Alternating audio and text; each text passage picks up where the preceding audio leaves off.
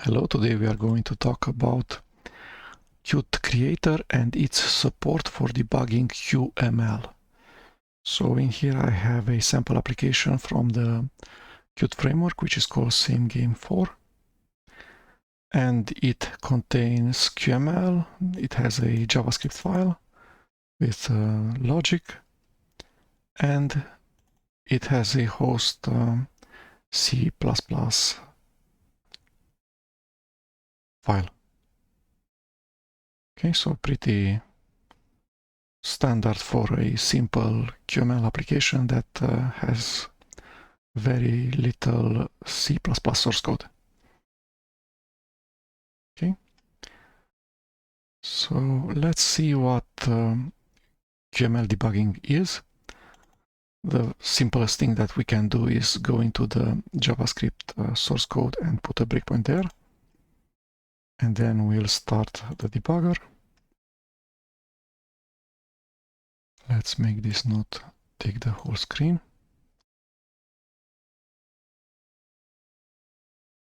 Okay, so the application has started.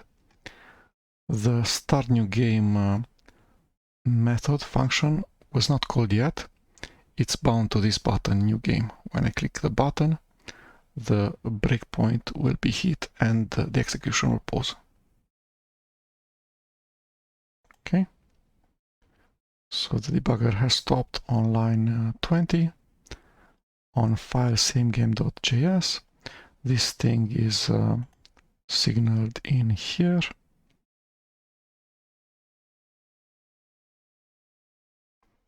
We have a call stack, so it says start new game, which was called by samegame.qml on clicked, which was this thing, was called by this thing, which was called by this thing, mouse area on clicked.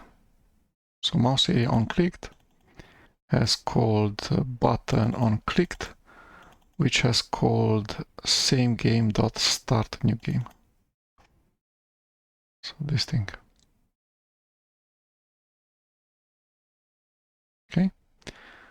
In the locals view, we can see the local variables, including this, which this is same game. So same game has this member variable, so max column 10, max row 11, 15, max column times max row is max index, so 150. Board, which is an array, which is empty for now. And in here on the top we have the output from the debugger, which we can see it uses Google Chrome's V8 JavaScript engine heavily. So it goes V8 message. And we can see that we're inside the debugger for QML because we can choose between the two debuggers. So we have a debugger for the C++ source code, which is GDB, and another debugger for QML and JavaScript, which is this debugger QML for SameGame4. Okay. The C++ debugger is somewhere else. Let's pause it and see. So it has 13 threads running.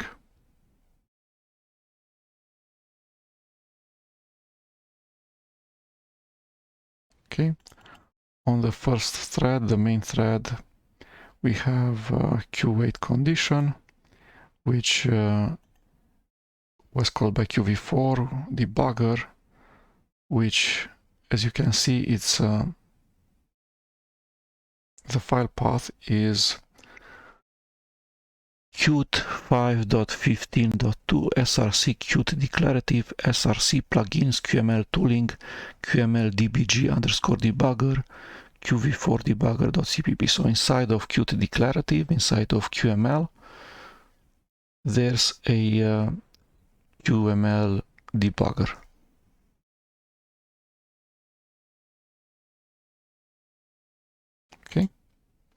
There's also a JavaScript expression, QML JavaScript expression. Has a method evaluate.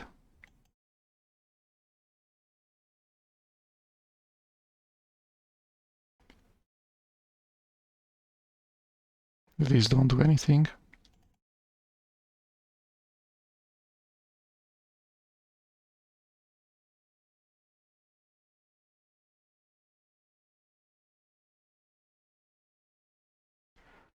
Something has crashed. Okay, so back to where we were.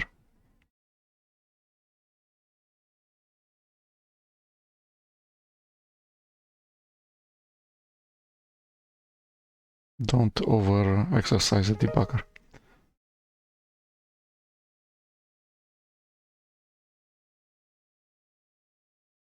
Stop debugging.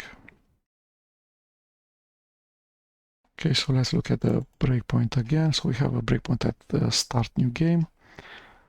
Let's start the debugger again.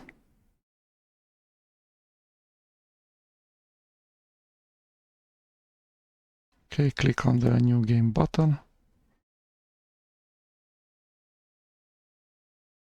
Okay, and this is just standard JavaScript. You know how to debug JavaScript using a graphical user interface debugger. No surprises there. Right, so 150 times loops in this for. F5 to go to the next breakpoint. So the shortcuts are F5 continue, F10 step over, F11 step into, Shift F11 step out. Okay. Math floor is probably part of the JavaScript base library, which is as minimal as it gets. Name input dialog.hide. F11, so there's a dialog.qml.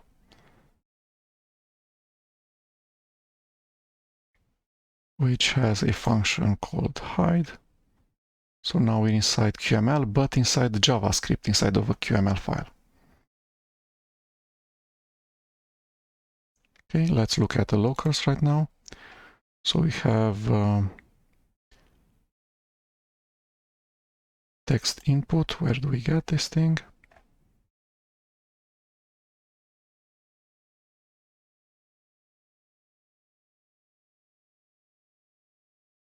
Container.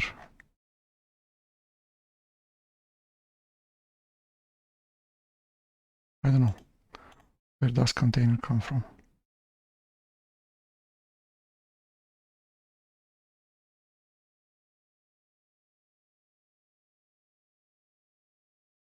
Shift F11, F10.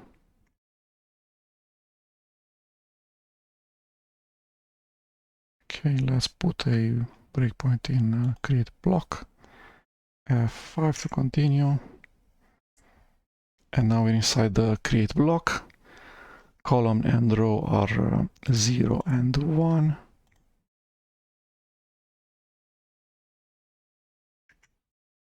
Dynamic object, game canvas.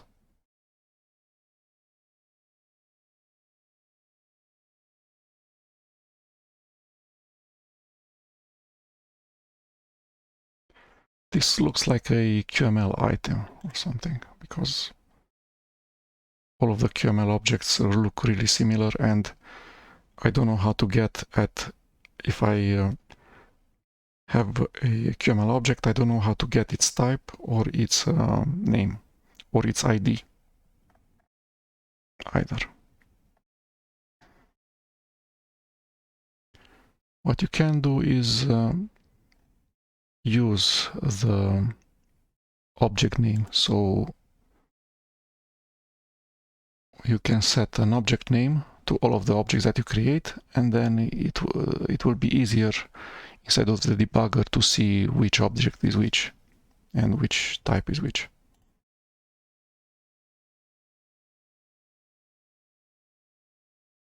Okay, dynamic object. So it looks totally like a QML thing, like an item probably.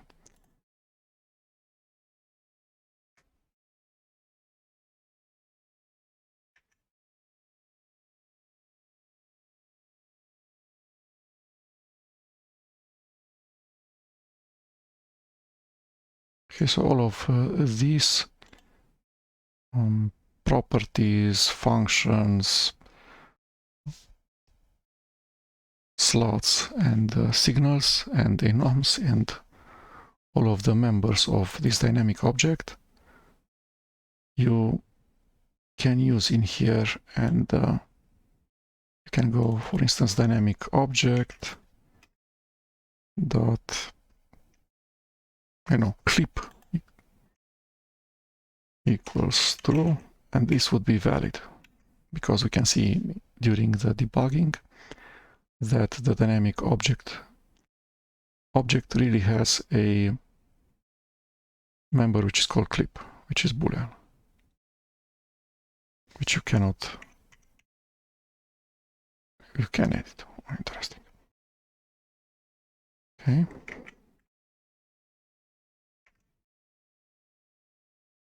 So this is the output from the QML debugger, which heavily uses V8, and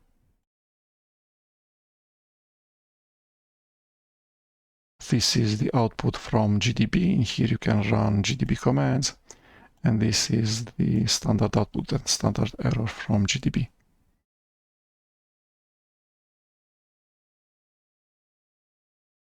I know you can go BT or something if you're post. It's not post.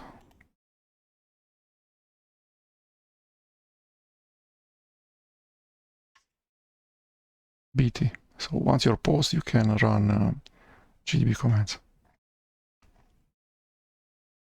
Okay. Let's resume GDB.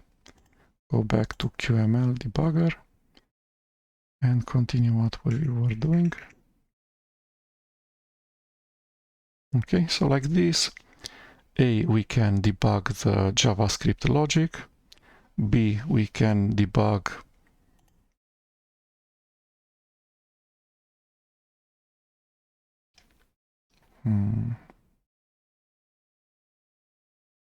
things like, I know, this minimal calculation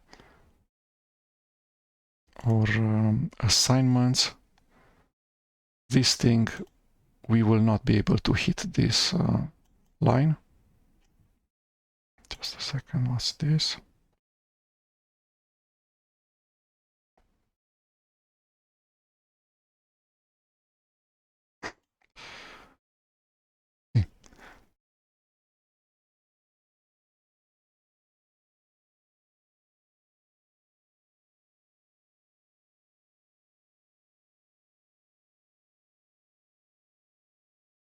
Totally messed up. Okay, so some of the breakpoints, some of the lines inside the QML file cannot be reached because they're not, I know, executable. So let's start the debugger.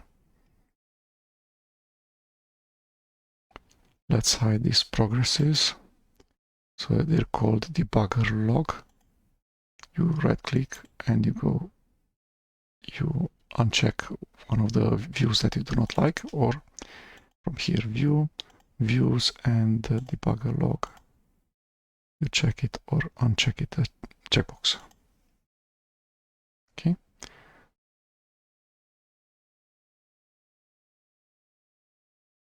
So it went right past the ID assignment because this thing, I don't know, there's not enough executable code behind for the debugger to be able to break here.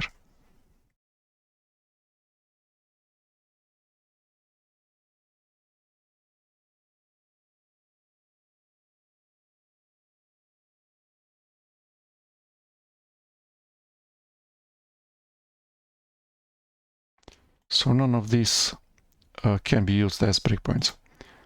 Assignment of the ID, of properties width and height, creation of children. But this, which also really has some calculation on in the right hand side, this I guess can be used as a breakpoint.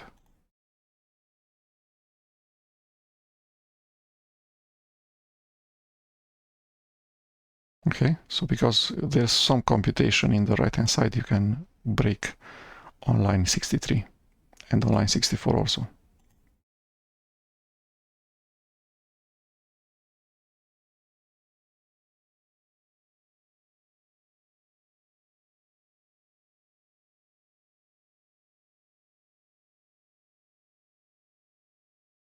So it seems that the line 64 is executed before line 63. Or not. Okay, but putting breakpoints inside the QML file, even if there's no important JavaScript computation, allows you to see what are the elements of item or of rectangle, who's the parent of who, etc. So you can investigate the local identifiers.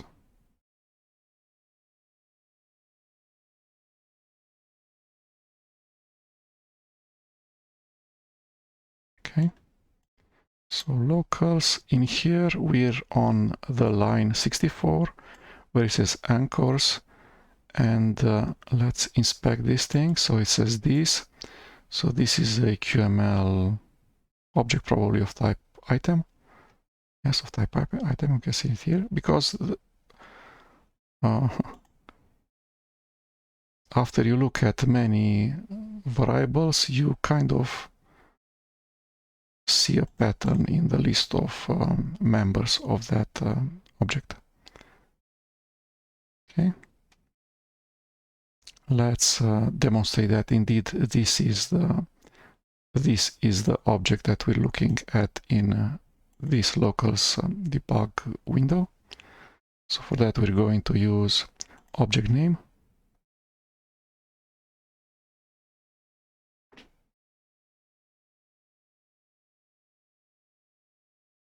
We have auto completion. You can put any string in here.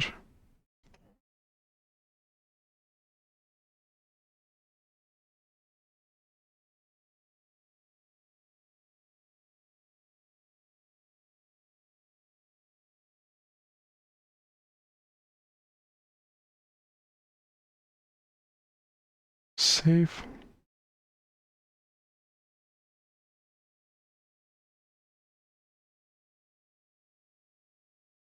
Okay, back to locals. And now we can look at this. We search for the object name member, and it's what we guessed it's going to be. So item inside rectangle inside same game QML. Again, from this locals view, I don't know how to get at how to determine what's the type of this object. There's no type member.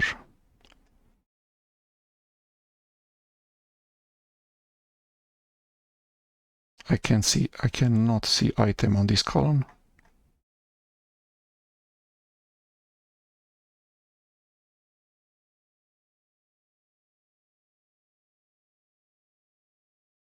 That would be nice to know at least the type of all of the objects, because then we have the parent, which is also a QML item,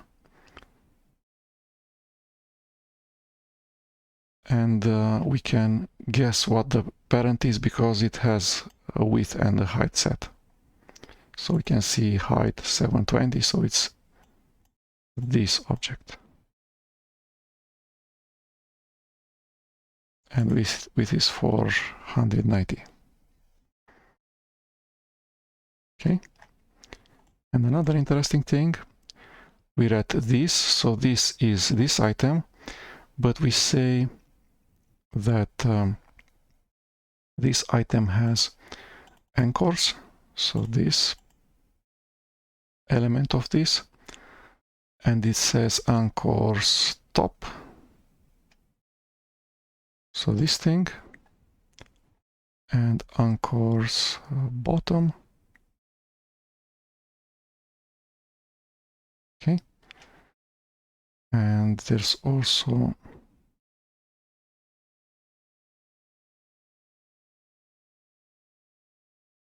if I remember correctly the syntax.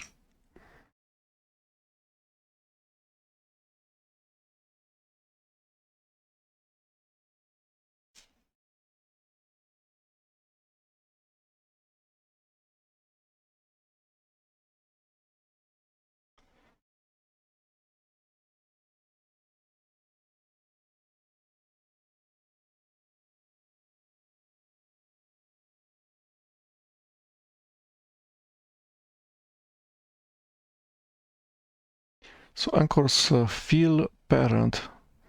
Yeah, this is the syntax.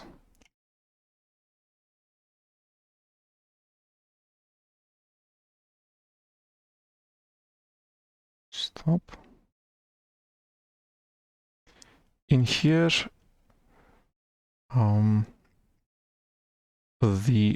this object is of type QML item. It has a member or property or something that's called anchors that has a member that's called center in, and this is actually a reference to this object. So this object and this object are the same thing.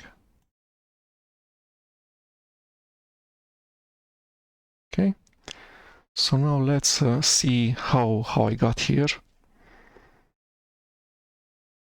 So I searched on the internet for a QML debugger, takes me to debugging QML applications Qt 6.4. In here it tells me that I can use console log, console debug, console info, console warn, console error. I can use console assert, console time end, console trace, console count, console profile ends, console exceptions. We can debug the order and the names of the modules that are imported with QML import trace 1. Then there's the QML debugging infrastructure. So if you use qmake, you will need this thing, config plus equals QML underscore debug. Or you need to pass to the compiler Qt QML debug with underscores. When you run it, when you run the application, the application says QML debugging is enabled, only use this in a safe environment. And it uses port 35901 because that's the way it's specified when it starts the executable. Okay, so it says QML JS debugger equals port and then a port from, and you can not specify the port to if you want.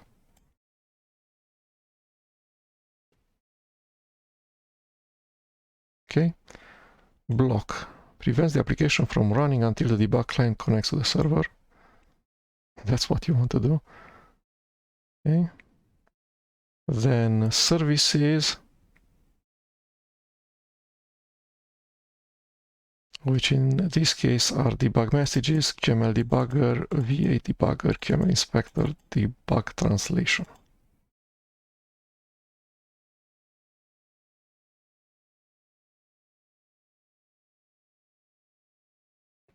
Okay, and then there's also a QML profiler command line for capturing profile data. And we can do all of these things either from the command line or straight using the built-in functionalities in the Qt Creator IDE. Okay, So debug, inspect, profile Qt Quick applications on the desktop as well as on remote devices. Provides integrated clients for debugging JavaScript, inspecting the object tree, and profiling the activities of a QML engine.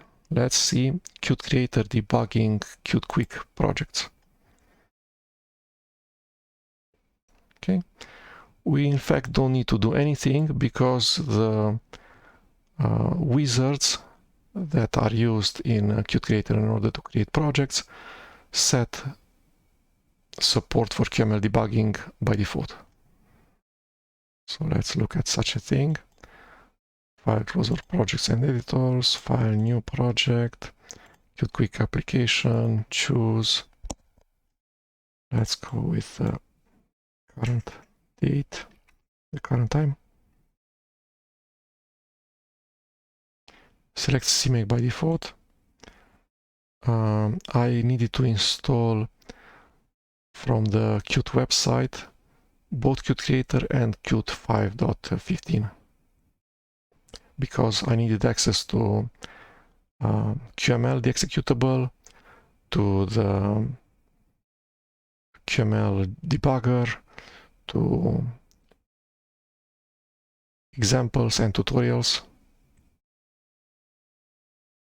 Okay, nothing to translate. And in here I need to select that toolchain. So I go manage, and this thing, auto-detected desktop Qt 5.15.2, uses the compiler from my Linux distribution, which is Ubuntu 22.10, but it uses Qt from where I installed Qt Creator and Qt using the online installer. So I went for ~/.opt and then / whatever it suggested, the online installer. Okay, so this auto-detected Qt 5.15.2 in fact uses the Qt that's part of Qt Creator that was downloaded with Qt Creator, not the Qt from /usr. Okay, so let's keep this and not select any other. So I've selected just desktop Qt 5.15.2. I don't want any other CMake build configuration except debug. No version control. Okay. And probably this is going to work because it does some things. So let's stop the debugger. Let's close everything. Let's look at the settings. So project. In build it says QML debugging profiling enabled. And in run it says enable C++ debugger settings and also enable QML. Okay, so we can go straight to pressing the start debugging of the startup project button.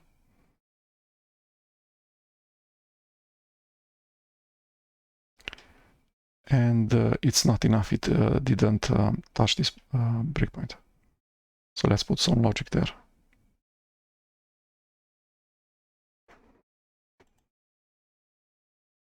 So for that I'm using a tutorial. It says debugging a Qt Quick example application. For an example, how to debug Qt Quick projects. Because I do not know QML and Qt Quick, I don't know what's possible to write in here in a QML file. Okay, so this is a same game application.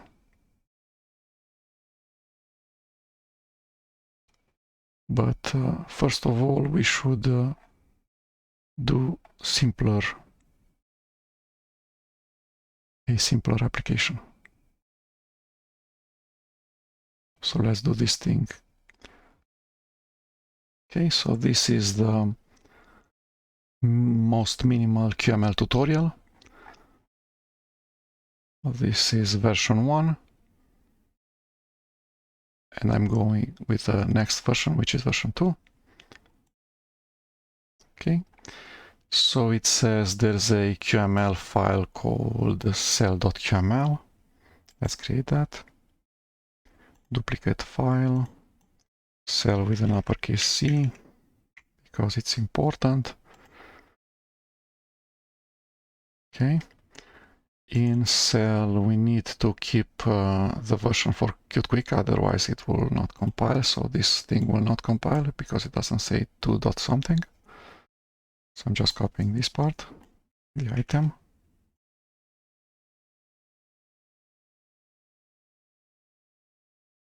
Control S, escape, escape to hide the tool windows. So item ID container contains a rectangle and a mouse area. And the size is 40 by 25 pixel. Okay. And main.qml is this rectangle does not work for me, so I'm putting it inside of a window. So this rectangle,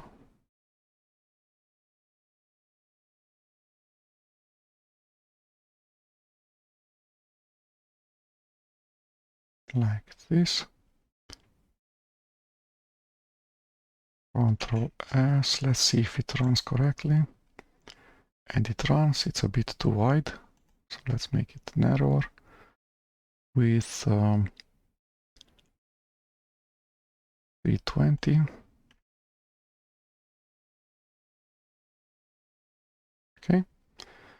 And when we click on one of the colors, it makes the text inside of the rectangle, inside of the window, that color. Okay.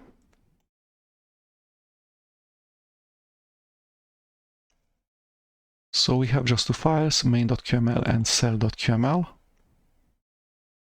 And on the mouse area, so inside of that small 40 by 25 rectangle that has color, there's a mouse area. When I click, it triggers onClick for mouse area, which triggers container onClick, which is item onClick, which is this thing, which is sent the cell color,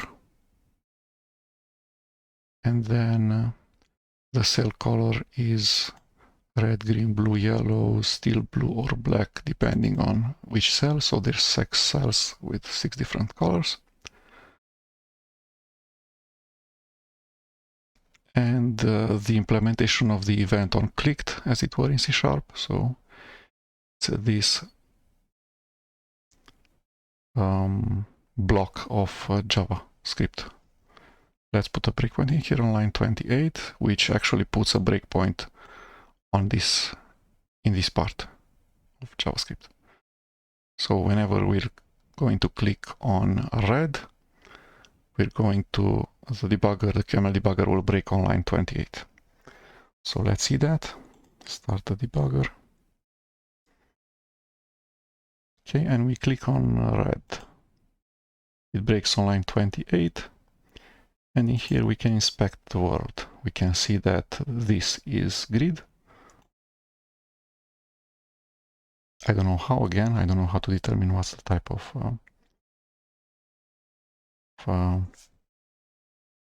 the current this object. I have an x of 4. So x is 0. So in fact, we're inside of a cell. Okay, in here. So cells are 40 by 25 with 40 height 25, and we might not be inside of a cell, we might be inside of a mouse area or something.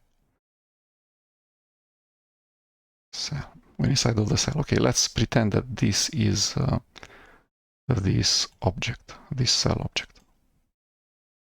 Okay, then from there we can go to its parent, this thing, another QML object, and the parent is the grid and it has x equals 4. So x equals 4, indeed, this is the parent. And the parent of this thing is the rectangle, which rectangle has color light gray. This thing, light gray, and has ID page. We cannot see the ID when we're inspecting an object. And we have width and height. So let's look at the width, 330, and height for, where are you? H, 80. Okay, and this has another parent at its own, which is this guy. So this, and this we can identify because it has title, Hello World.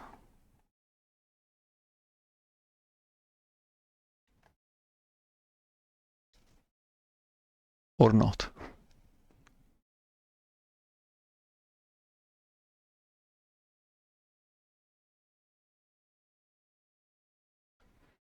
I don't see any title in here. So we set the height and width. We can see that it has no parents, so it's a top-level object.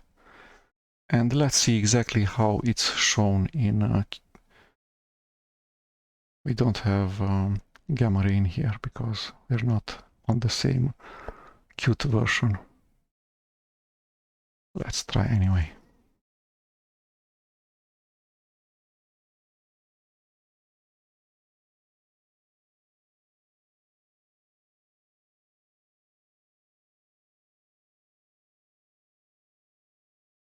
Which is a process.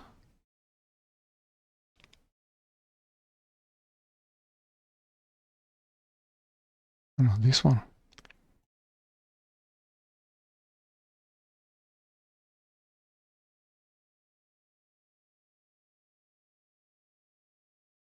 And let's have it run.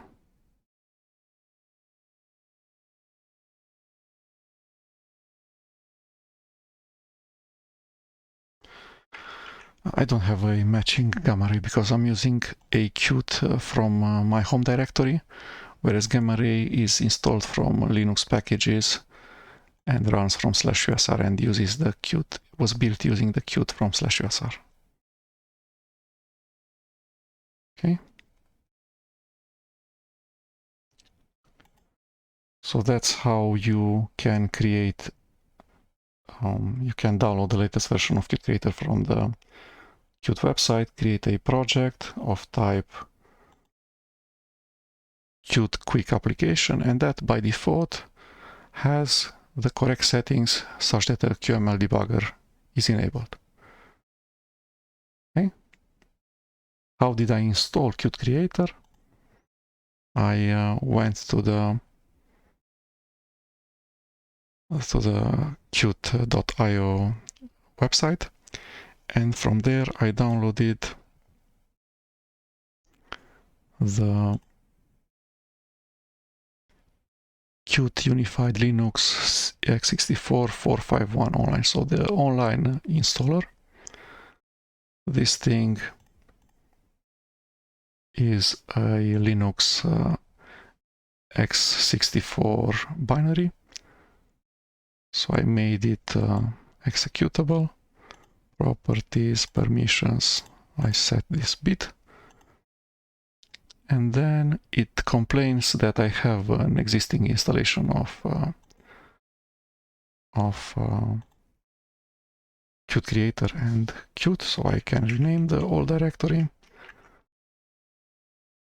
0318. Okay, and now I can run the installer, so /Qt.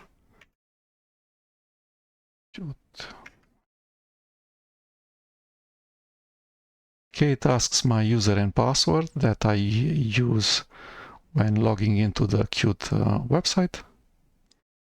I go next. Next. So this is the installer for Qt Creator open source, or for Qt open source. Okay, next. And in here, I usually use either ~/.opt for applications that have all of the files in the same directory, so things that would normally go to /opt, or if it's an installation with a /bin, /share, /lib, etc. So an installation that would like to go into /usr/local, then I'm installing that thing into ~/.local. So this is the opt style, ~/.opt/qt. I want a custom installation, next. And in here, by default, just Qt Creator is selected. I'm not sure what this Qt Design Studio is. I always uncheck it. Okay. And for now, I'm not installing Qt 6, so I might install this Qt 5.15.2. And since I need all of the tools, so I need QML executable, the QML scene, examples, tutorials, the QML JavaScript debugger. Okay, so those things are not part of this, of Qt Creator 9.1. Qt Creator 9.1 does contain some executable, some libraries from Qt, and from a really new version of Qt, like, I don't know, 6.4.2. So I've selected to also have Qt 5.15.2 for these reasons. I want more executables, I want samples, examples, and tutorials. Okay, I'm unchecking what I certainly will not use. So I'm not using any Qt 3D things. So this is for Adobe After Effects. I don't use such a thing. What else? WebGL. I don't do web things. WebAssembly, Android. Okay. So this thing. I want the source code because I guess in here are the samples and tutorials. I want Web Engine because why not?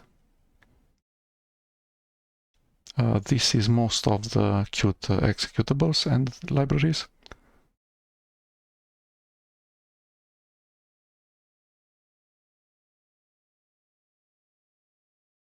Okay. So I'm keeping the defaults, which is Developer and Designer Tools Qt Creator 9.1, CMake 3.24.2, Ninja 1.10.2, and then I also enable this OpenSSL thing, which is not really necessary. Okay, but additional to Qt Creator, I also am installing at least half of Qt 5, the version of Qt 5 that's available, so Qt 5.15.2. So desktop GCC 64, sources, Qt charts, purchasing, virtual keyboard, Wayland, compositor, web engine, network authorization, Qt script, Qt debug information, Qt quick timeline. Next. I agree with the EULAs. Next. And now it will download and extract all of the downloaded archives, and the end result will look exactly like this. So there's a, let's name the directory back. So in my ~/.opt, I have a Qt directory. where I have 5.15.2, which is the source code. The examples and tutorials are inside the Qt declarative. Examples, quick, and then tutorials. So the hello world, which is this tutorial. So step 1, just a Qt quick, just a QML file.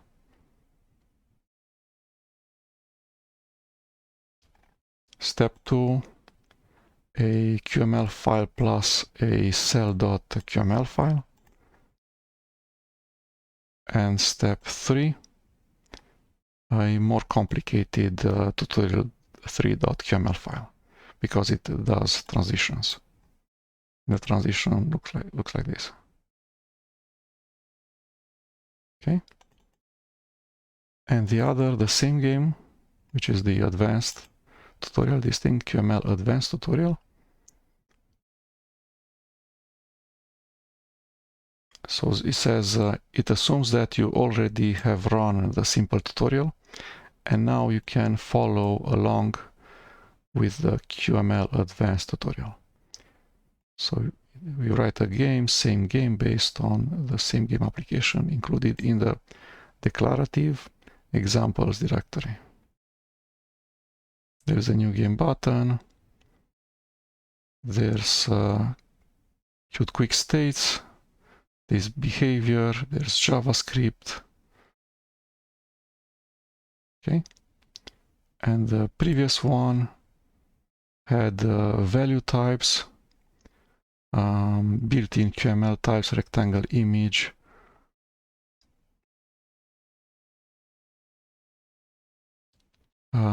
what's ID,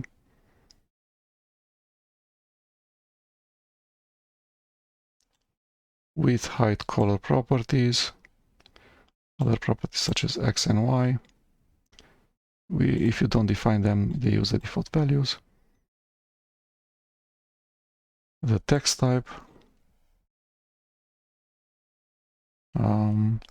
anchor-based layout, where it says anchors.horizontal center equals parent in this case, which is page.horizontal center.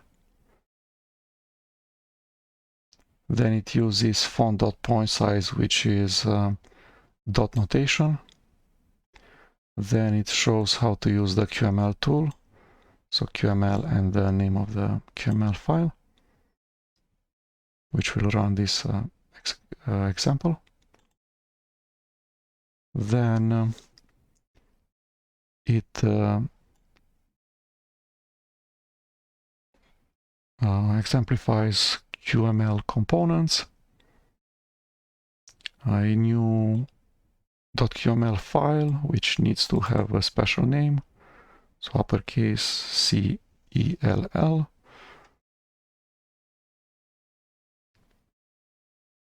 Okay, which has signals, functions, properties, etc. Here is a signal. Here is a property alias. Here are two children.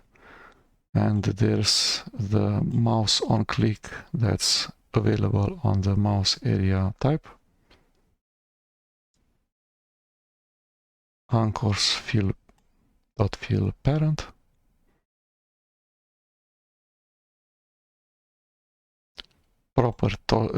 Talks about property binding. Anchor based layout, mouse area. Signal attributes, clicked, cell color parameter. And then goes to states and transitions. Rotation. So we have a state, we have a transition, we have easing,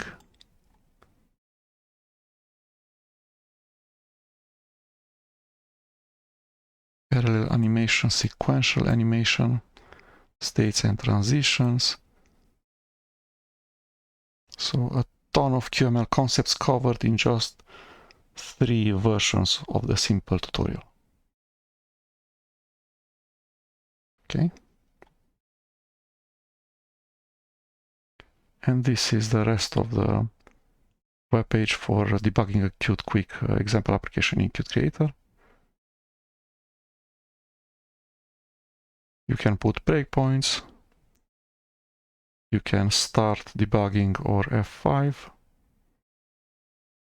You can inspect the call stack trace from QML debugger. There's a list of breakpoints view. There's locals. Step into F11. The same game.js file.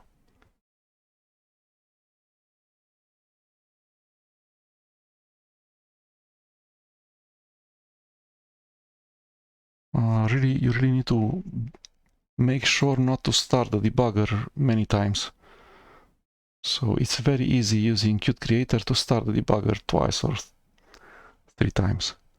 So make sure you're always stopping the debugger before starting it again with this button. Or when you're unloading all of the projects, also stop the debugger. Because otherwise the QML JavaScript debugger might run many twice, listening on different TCP ports, and things might get interesting, like not work at all.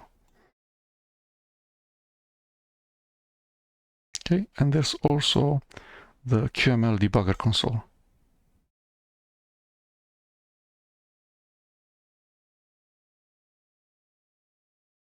Okay, so that was it. That was how to get the latest version of Qt Creator and also install Qt 5. Then create a new QML project using the wizard from Qt Creator, and then debugging all of the JavaScript and all of the intelligence that happens in right-hand sides inside of QML files or JavaScript files. So thank you.